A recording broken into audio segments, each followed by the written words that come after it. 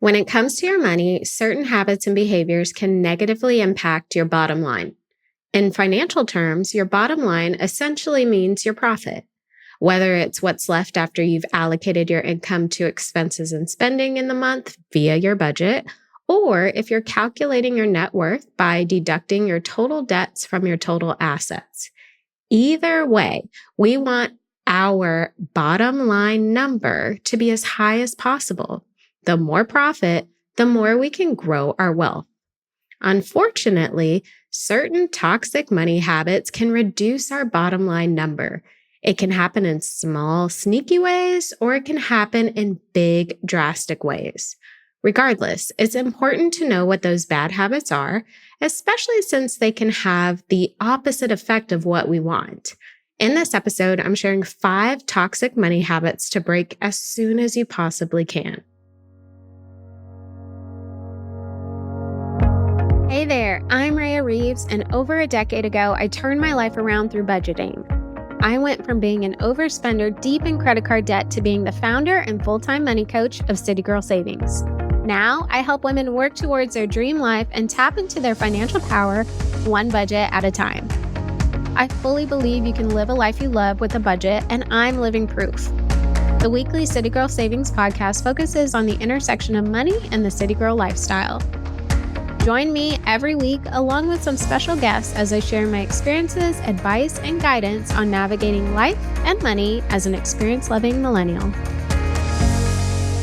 Now, I'm sharing these 5 toxic money habits with you so you can do something about them if they apply to you. When you know better, you can do better. So let's dive in. The first toxic money habit is overspending on non-necessities. This toxic money habit probably comes as no surprise, but we've all been guilty of it. Spending more than you need to on non-necessities is one of the quickest ways to go broke, drain your savings, or wind up deep in debt. And all of those things can impact your bottom line negatively. Now, I don't want you to think that you can't spend any money on non-necessities because you definitely can. The goal is just to make sure that they are factored into your budget. If you've been listening to this podcast for a while, then you know how important it is to me that your budget includes things that you love and enjoy. However, they need to be included in moderation because we have some goals that we're working towards. In City Girl Savings Podcast episode 71, My Budget Non-Negotiables, I share some of the non-necessities I've added to my budget.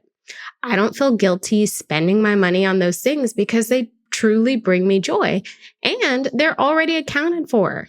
So take some time to think about the things that bring you joy and allocate a reasonable amount of money to those things in your budget. That way, you can still feel like you have just some room to enjoy your life with, but you're not spending money you shouldn't be. I do want to add that while factoring in things you want into your budget is effective, you still have to be mindful of your spending. You may only have $150 a month budgeted for whatever you want, but if what you want costs $300, you'll still have to practice restraint. I mean, I wish it was as simple as dedicating more money in your budget to the things you want, but that's not really how money management works. So review your budget, make sure you factor in things that you enjoy, even if they aren't a necessity. Do so in moderation, and you can work to break this toxic money habit. The next toxic money habit is constantly pulling money out of savings. Now, the key word here is constantly. You can pull from your savings for emergencies or whenever you've reached a specific goal. However, if you are constantly pulling from savings because you failed to budget, you overspent, or you just didn't have a good handle on your bills and expenses, that needs to stop. I know I've talked about this before on the podcast, but it bears repeating. The entire purpose of a savings account is to keep the money in there, saved for a specific goal or a specific purpose. If you constantly pull money out of your savings account, you are defeating the purpose. Not to mention, you're actually training your brain to think it's okay to pull money out of savings for any little thing. It is not okay to do that. That is not the purpose of a savings. So instead, I want you to learn how to properly budget your money so you only pull from savings when you truly need to. Now, sometimes people can constantly pull money out of savings because they just have too much going in there in the first place. Saving too much money can be a problem. And I'm sure you might be scratching your head thinking, well, how is saving too much money a problem? Like that's more money going into savings. But the reality is, if you are putting too much money into savings and you don't have enough to cover your bills and expenses and spending for the pay period, you're just going to have to pull that money right back out of savings. And again, that's defeating the purpose of your savings account, number one, but it's training your brain to think it's okay to constantly pull from savings. So we want to make sure we're not putting too much money into savings in the first place. And to make sure of that, this is where your budget will come in handy. To make sure you're not saving too much money, review your budget to determine a reasonable amount of money to save every single month and save that amount. Now, if you end up making more money or if you end up spending less than you planned, that's when you can add extra into your savings account. But we don't want to do that too soon. We want to make sure you have what you need to get through the pay period or the month, and then anything that's left over can be saved. Now, when you are reviewing your budget to make sure that you have a reasonable amount that can be saved, I want you to make sure it's an amount that you won't miss or it's an amount that won't impact your other needs.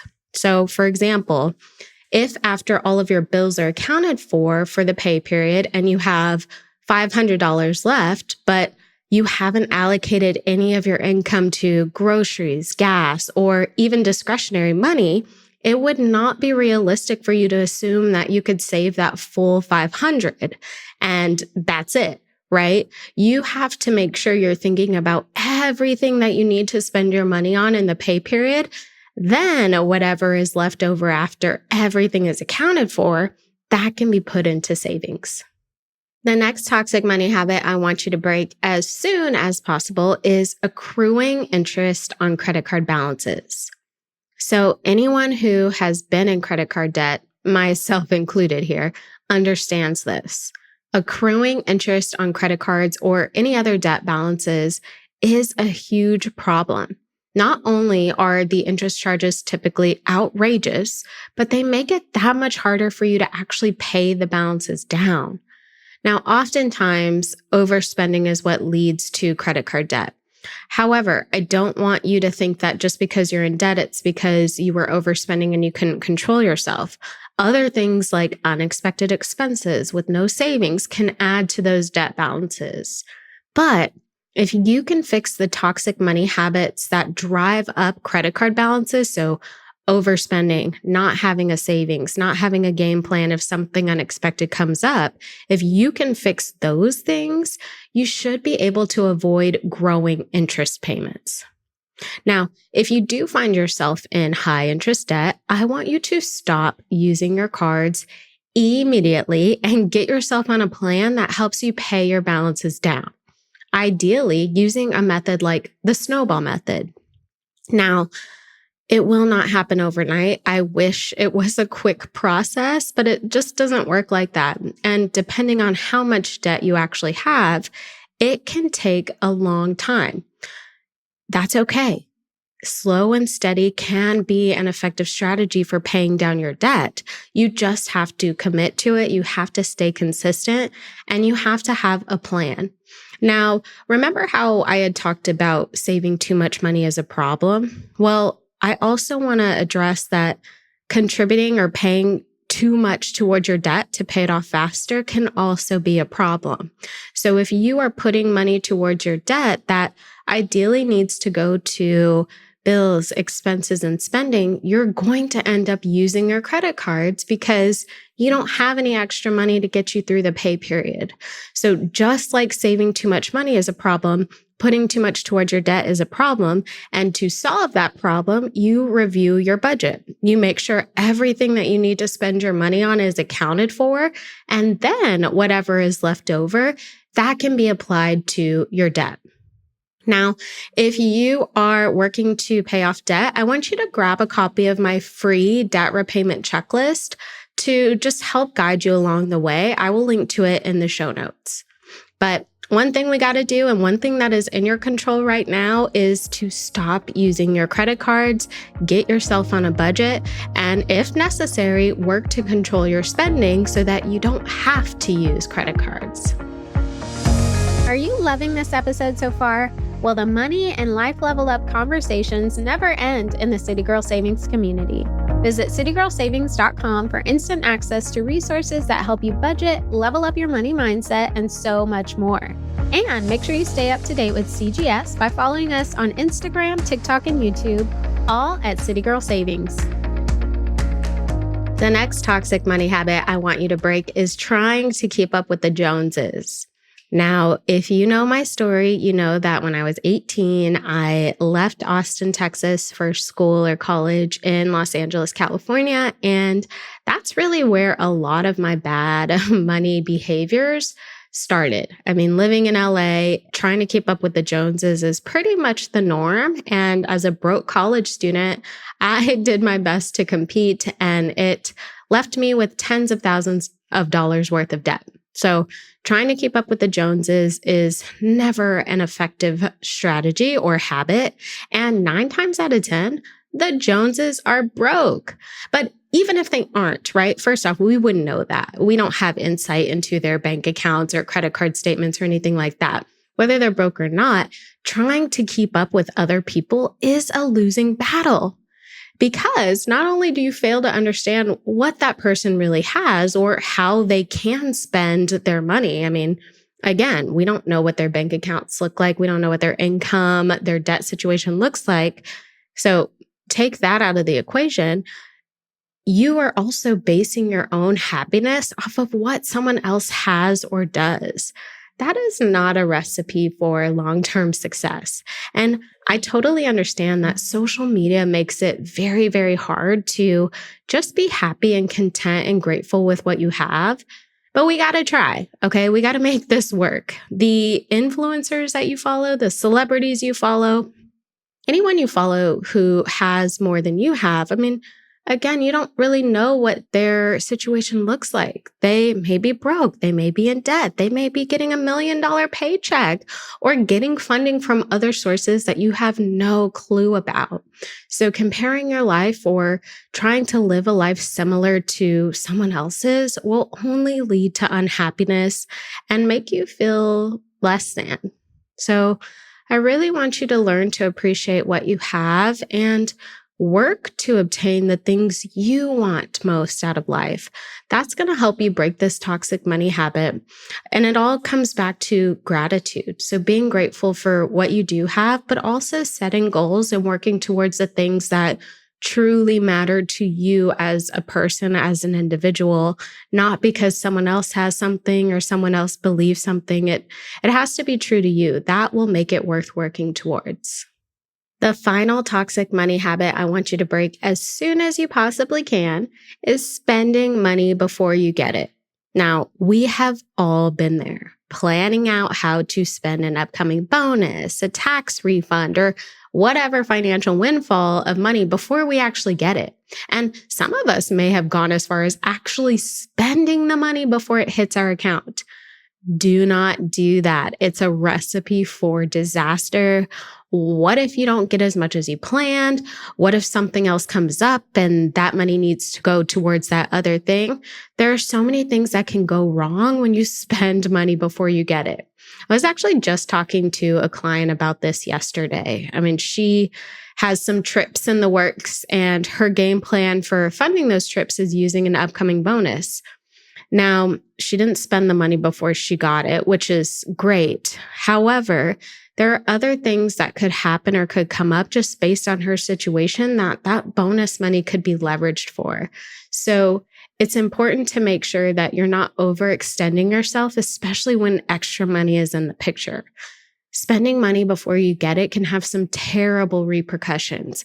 It may force you to add to your debt. It may force you to cancel plans or go back on your word.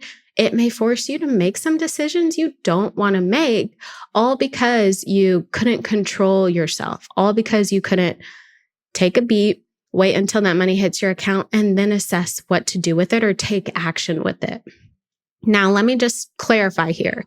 There is absolutely nothing wrong with having a plan for extra money. In fact, I would actually recommend that you have a plan for extra money. I just don't want you to make a habit of spending that extra money before it actually comes to you. Build the habit of creating a game plan for any extra income that you get, and then implementing that game plan when the money actually hits your account.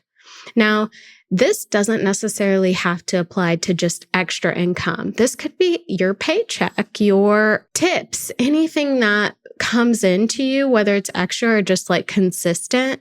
We don't want to spend any money before we get it. So if you're waiting for your next paycheck and it hasn't hit your account yet, but you got to purchase X, Y, and Z, your only option is to use a credit card or pull from savings. If you can, try to hold off on that until the money hits your account. So again, this doesn't just apply to extra income, but income in general. Spending money before you get it is a recipe for disaster. So there you have it. 5 toxic money habits that need to be broken as soon as possible. Otherwise, you'll always feel that impact to your bottom line. Now, silver lining? Each of the habits that I shared today are 100% in your control to fix. Not saying it's going to happen overnight, right? But it starts with awareness, then being mindful, and then finding alternatives to those behaviors and sticking with those alternatives. Again, it won't change completely overnight, but you can start to form money habits that actually increase your bottom line and get you the results you deserve. Thank you so much for letting me be the money coach in your ear today. I hope you enjoyed this episode of the City Girl Savings Podcast and you feel empowered and motivated to take the next step in the journey to your dream life. Remember, if someone like me, a millennial who loves to travel, new experiences, and iced coffees can live a life they love on a budget, you can too.